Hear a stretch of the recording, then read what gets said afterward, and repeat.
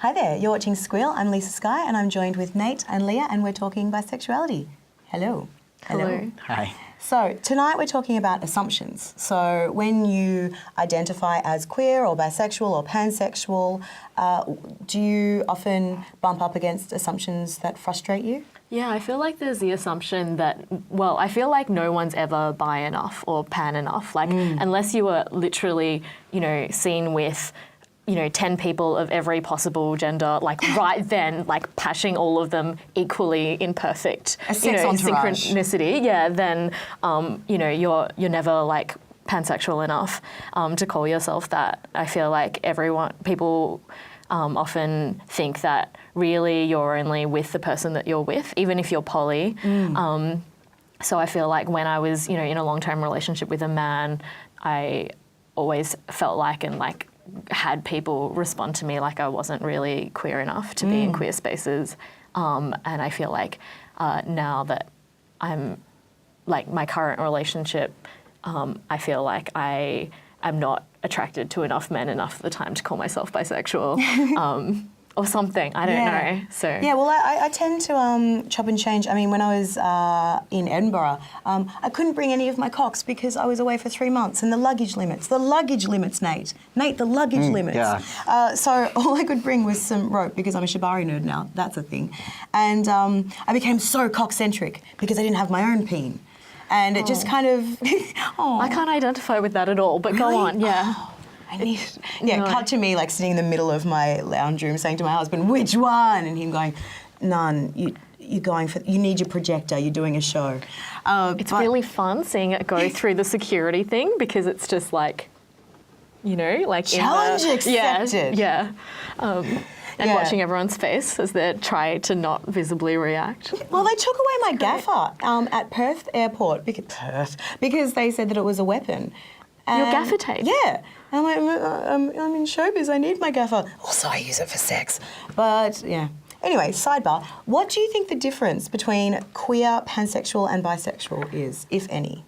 I feel like actually a lot of those terms, because everyone uses it in so many different ways, it's not that they mean different things, it's that they come from like almost different cultures. Like in some ways I feel like the difference between queer and bi is actually more just that like more younger people call themselves queer and older people are more likely to call themselves bi. It's not like, so much different in who you're attracted to or, how you feel about your sexuality necessarily. Yeah, it's like a that's cultural interesting. thing. Yeah. And Nate, because you identify primarily as queer rather than bisexual, do you find that the labels are different? Do you like labels? I'm okay with labels. Like, it doesn't really bother me.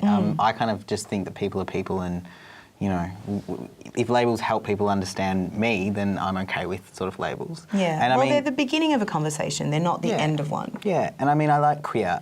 I think that I find, and, in terms of when people talk about being bisexual is often there's this kind of question of, but who, do you really like, but which one would, if there was a guy and a girl in front of you, who would you pick? And it's kind of the like, better one. Yeah, the better one that's into the probably. weirdest stuff. That could be just me.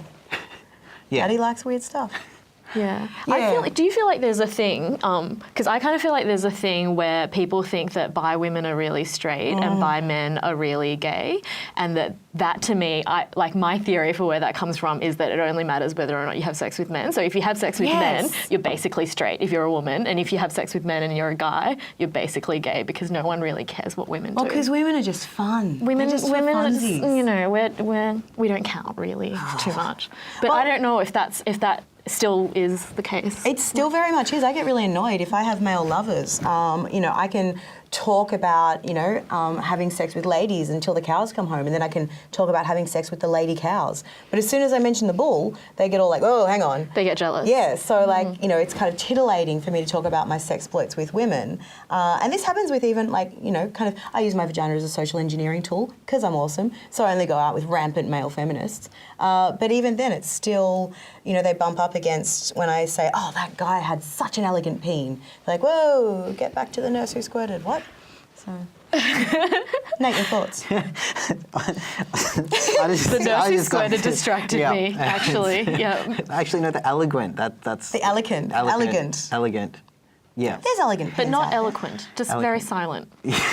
Very quiet dick. Sorry. Well, you're ostensibly a top, so you like a quiet dick, I'm assuming. I like quiet. No, go on. No, squealing is good. Seeing as we're on this, yeah.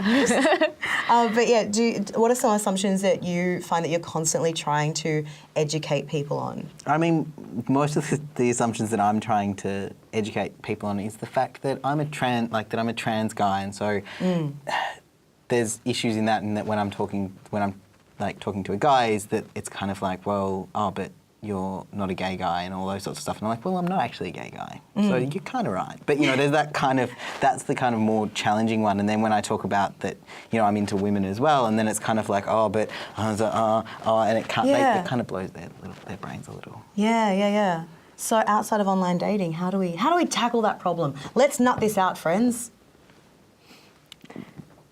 Online dating. I don't know, right? We live in the future, embrace it. I mean, like I say, I feel like it's less of a problem with people I'm actually dating or have tried to date. Probably because I am very like a say lots of things type person. But yeah, I feel like a lot of assumptions are more things that people hold those assumptions who might not really actually like ask you about it. Actually, I was reading something the other day where someone was like, I've never had the chance to tell someone I'm bisexual because they've never asked. They'll assume that and then just not actually talk to you about it. But well, I just assume everyone's queer until proven otherwise, because it genuinely baffles me how someone could be interested in, someone who, only the one type of person. But again, that's because I'm into weird stuff. So, Nate, your thoughts? I just love doing that. Yeah, it's Nate, nice. your thoughts? Yeah, I don't have any. That's the problem. No, I do like queer until proven otherwise, though. Yeah. At the switchboard, do you get people calling up with this kind of bi panic of like, well, I don't know what I am? Yeah, I mean, it's a really, really common call. We get a lot of things about coming out and all those sorts of stuff, and bisexuality also confuses people, and they have to talk about it as well, and they have their own, the issues that I think we've spoken about, really. So, final thoughts. How best to score with a bi person? ask. Yeah. Ask, disclose. Wonderful. All right, thank you, Lia. Thank you, Nate. All right. And thank you for watching Squeal. I've been Lisa-Skye.